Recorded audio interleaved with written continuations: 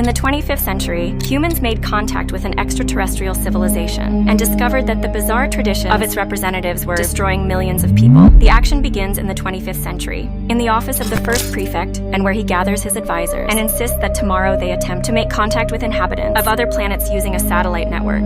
The first message sent into space is anyone out there? Me? Meanwhile, Captain Ed Mercer and First Officer Kelly Grayson meet the new Chief of Security, Lieutenant Commander Taya Kiali, who hails from the Zelian race. She displays a stern and resolute character, but assures them that despite her less-than-stellar reputation, she will defend the crew from any dangers. Soon on the bridge of the USS Orville, Kelly decides to propose to the ship's second officer, Borkus of the McClan race, to throw a joint birthday party for their upcoming birthdays. Borkus reacts cautiously to the news, but Kelly tries to convince him that this means twice as many and twice the entertainment, however. Suddenly, Taya interrupts them and reports that she has detected signals of outdated microwaves from the distant Gamma Velorum system. She claims that the signal is not coming from a spaceship, but from a planet. Taya then excitedly records the message. Is anyone out there? Ensuring that they haven't had prior contact with this system. The crew eagerly prepares for the first contact. Helmsman Gordon Malloy engages the quantum drive, and the USS Orville sets course for the unexplored planet. After some time, Ed, Kelly, Borkus, Taya, and Dr. Claire Finn, following coordinates received, approach the planet Rigger 2. They successfully land in the capital, where they are welcomed by the first prefect and his advisors, and crowds of local residents witness this historic encounter. On behalf of the Planetary Union, welcome to the galaxy. The crew of the Orville informs the representatives of Rigger 2 that space is populated by a vast array of peoples and beings, not all of whom are friendly. Therefore, it is crucial for them to establish the first successful contact and learn as much as possible about the life of the Rigorians. First Prefect and Chief Advisor Mackle proudly show Ed, Kelly, and Bortus the largest Rigorian astronomical array of 25 satellites through which they sent the signal into space. First Prefect is amazed that their message reached the extraterrestrials so quickly, as he had presumed it would take decades, even centuries. Meanwhile, Gregorian doctors give Claire and Taya a tour of the maternity ward. Taya notices that all Gregorian technologies are already outdated, but Claire insists that they, from their advanced perspective, observe a young society just beginning to develop.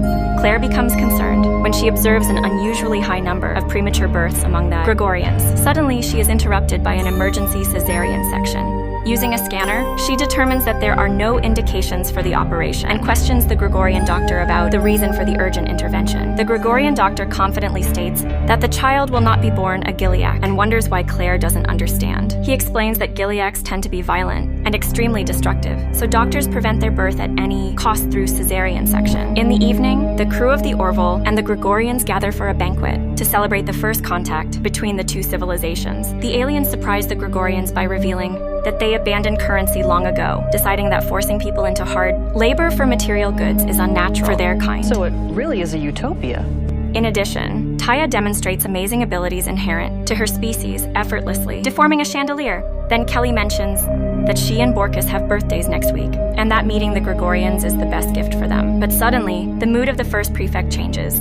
Consumed by rage, he demands the arrest of the bewildered Kelly and Borkus and orders the rest of the crew to be checked. The first prefect cannot comprehend how such advanced humans could bring them to a government dinner, but he provides no explanation to the perplexed visitors. In a prison cell, a Gregorian dentist takes tooth samples from Ed, Taya, and Claire.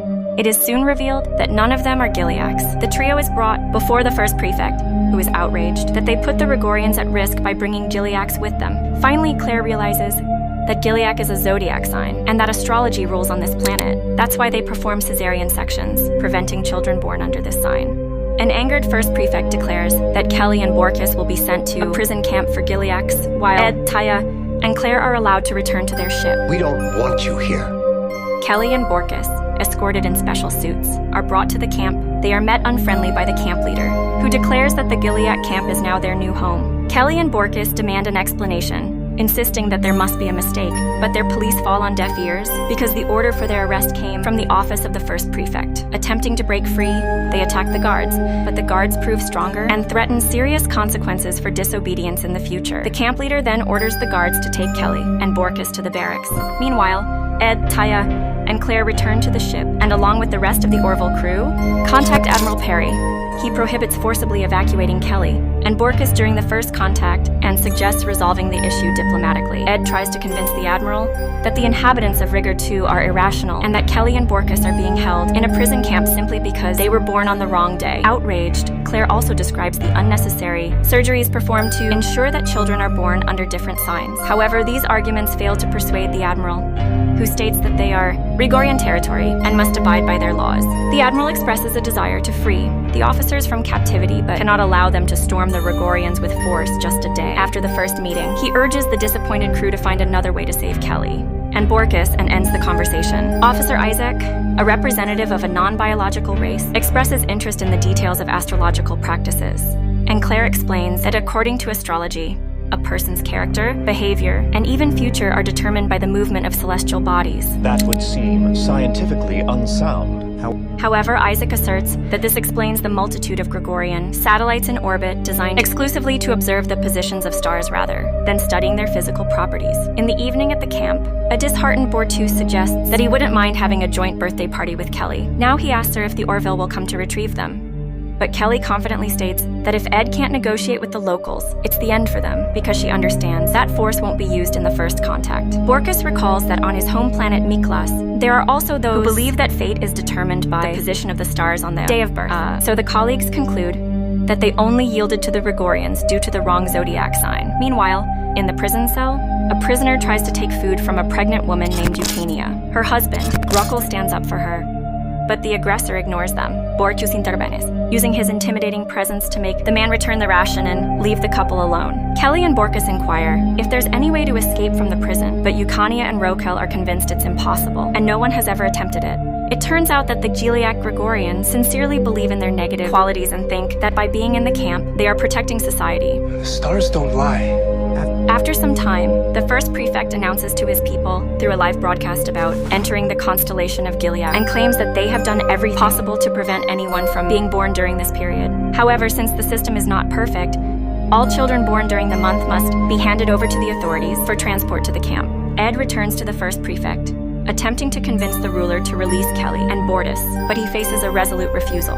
The captain of the Orville tries to argue that the position of a ball of gas and dust cannot influence one's character, but the first prefect remains firm. He refuses to believe that the universe is chaotic and that nothing matters, regretting that he sent the message into space. He also demands that the crew of the Orville forget about their people in Rigorizia. A month later, Admiral Perry demands the ship finally leave orbit and return to duty. He assures them that an ambassador will be sent to Rigor 2 to continue efforts to free their officers. Realizing they have only one day left to free Kelly and Borkus, the crew carefully studies all available information about the Rigorians' astrological system. Meanwhile, the first prefect addresses the people again, stating that they are now entering the constellation of Vashanda. Rigorians hold children born during this time in high regard, as they are believed to grow up to be future leaders of the planet. In the camp during lunch, Borkus and Kelly notice that Eugenia is beginning to give birth. Kelly suggests calling the doctor, but the woman doesn't want the authorities to know about her child, so Kelly takes charge and assists in the delivery of a little girl. On the Orville, Taya comes up with an idea. She asks Isaac to show her the Gilead constellation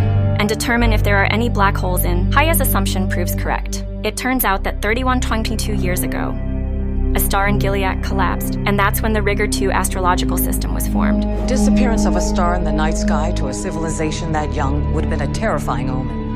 And Claire proposes the idea of restoring the star, thereby justifying all the Gileacs on the planet. In the camp, Eugenia hides her newborn daughter under the floorboards because she is a Vashanda, and the authorities will immediately take her away. Rokal tries to convince his wife to give up their daughter, arguing that she will grow up in prosperity and lack nothing. However, Eugenia refuses to part with her child under any circumstances. Suddenly, the guards enter the barracks and conduct a thorough search of everyone's belongings. The overseer approaches Kelly and demands that she say she is Gilead trash. Kelly remains silent, but when the overseer puts the barrel of a gun to her face, she reluctantly complies. The guards finish the search, but Rokal stops them and informs them about the baby. Ignoring Eugenia's pleas, the overseer takes the baby girl. Kelly decides to put an end to their unlawful imprisonment. She suggests that they become what the scoundrels and criminals who have escaped. Chief Engineer John Lamar suggests launching a solar sail from a shuttle and positioning it so that the reflected light from the star is visible from the surface of Rigor 2. For the Rigorians, it will appear as if the star in Gilead has returned. John also claims that they can trick their detection system by jamming the signal, causing the scanners to confirm that the Rigorians are seeing the real star. How soon can it be deployed? Less than 12 hours? Do it.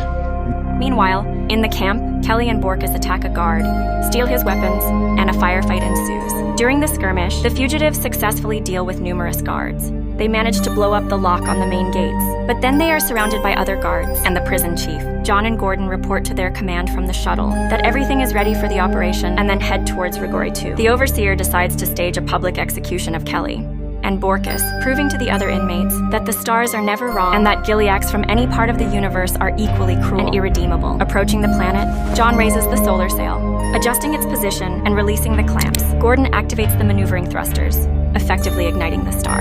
At that moment, the prison chief orders to open fire on Kelly and Borkus, who have already resigned themselves to the inevitable. However, one of the prisoners notices a new star in the Gilead constellation. Also puzzled by the sight is the first prefect, whose advisors confirm the appearance of the new star. The ruler decides to convene an emergency assembly. What does it mean?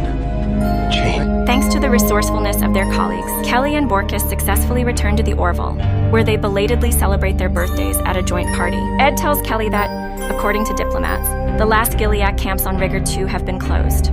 She also mentions receiving a message from Ukania, who named her daughter Kelly. Then Taya approaches them and wonders what will happen when the Rigorians find out that the star is not real. Puzzled, Ed realizes that by deceiving an entire planet, they may not have acted entirely right from a moral standpoint. However, he believes that their lie justified because it led to the liberation of a significant portion of Rigor 2's population. Kelly is confident that by the time the Rigorians uncover the deception, their technology will have advanced to the point where they won't care, thanking Taya for the brilliant idea that saved many lives.